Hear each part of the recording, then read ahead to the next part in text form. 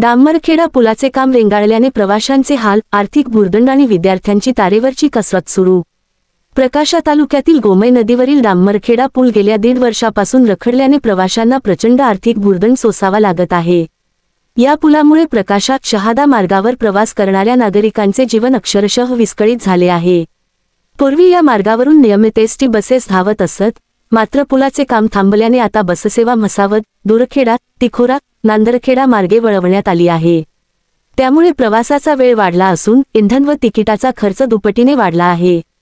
दरम्यान काही काळासाठी दुरखेडा मार्गे जाणाऱ्या बसेसना पुलावरून जाण्याची परवानगी मिळाली होती, परंतु सुरक्षेअभावी ही वाहतूक पुन्हा बंद करण्यात आली।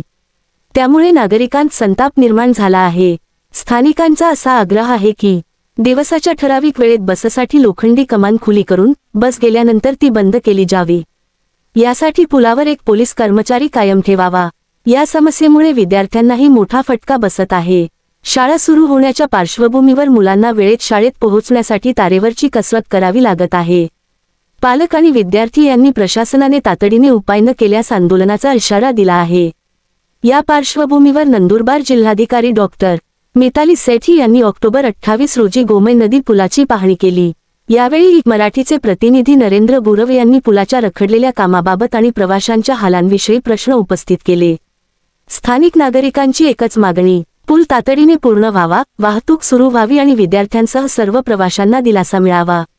मराठी न्यूज नेटवर्क, नरेंद्र गुरव, प्रकाशा। गोमयचं जे इन्स्पेक्शन केलंय ते आपले जे डेप्युटी इंजिनियर साहेब आहेत त्यांच्यासोबत एक MS पाईप्सचं प्रपोजल त्यांना दिलं आहे। ते आता या आठवड्यात पाईप्स येतील आणि मग बोरवेलचं काय करायचं त्याचा निर्णय आमचा 5 नोव्हेंबरपर्यंत होईल। आणि त्यानंतर गोमईसाठी पण एक टेम्पररी अप्रोच रोड आणि पायरचं काम करण्यासाठी सूचना एजन्सीला देण्यात आली आहे आणि तो काम या आठवड्यात सुरू होईल। बरं, एक प्रश्न मॅडम शेवटचा, आपल्याकडनं असं म्हणण्यात आलेलं आहे की गोमय नदी पूल जो आहे हा 13 टन वजनाला सक्षम आहे, आपल्याकडनं ते झालेलं आहे। आणि एसटी महामंडळाची जी बस असते ती साधारणतः 3 टन वजनाची, त्याच्यावर माणसं बसले तर 6 टन होतात जास्तीत जास्त। मग ती बस का नाही? कारण बस जर फिरून जाते आहे त्याच्यामुळे डबल टिबलचं भाडं लागतं, वेळ जेव्हा जातोय, विद्यार्थ्यांचे शैक्षणिक नुकसान होतंय। तर याच्यावर आपण जर आजूबाजूला पोलीस प्रशासन ठेवलं किंवा मग आपल्याकडनं 2 व्यक्ती ठेवले तर बस जाऊ शकते, असं जर केलं तर?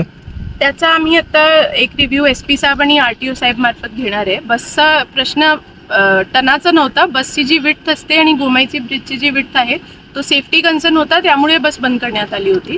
आता एक गोमई ब्रिजचं जे रिपेअरचे एस्टिमेट आहे तो पण MSRDC मार्फत गोमई ब्रिजचा रिपेअर पण सुरू होणार।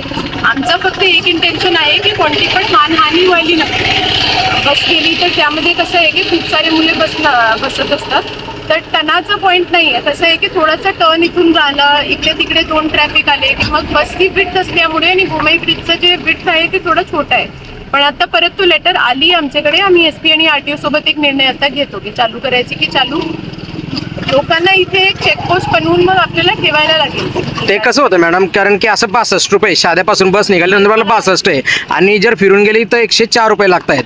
असा वेळ लागत होता 1 तास, असा वेळ लागतो 2 तास। तर याच्यामुळे खूप मोठं नुकसान होतं आणि हे गेल्या 1.5 वर्षापासून होतंय केवळ या पुलांमुळे।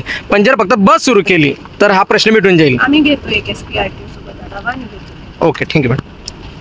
मराठी न्यूज हे चॅनल सत्य आणि प्रामाणिकतेवर आधारित सामाजिक, शैक्षणिक, आरोग्य, आध्यात्मिक, राजकारण व प्रवास विषयांवरील माहिती सादर करून सकारात्मक बदल घडवण्यास कटिबद्ध आहे।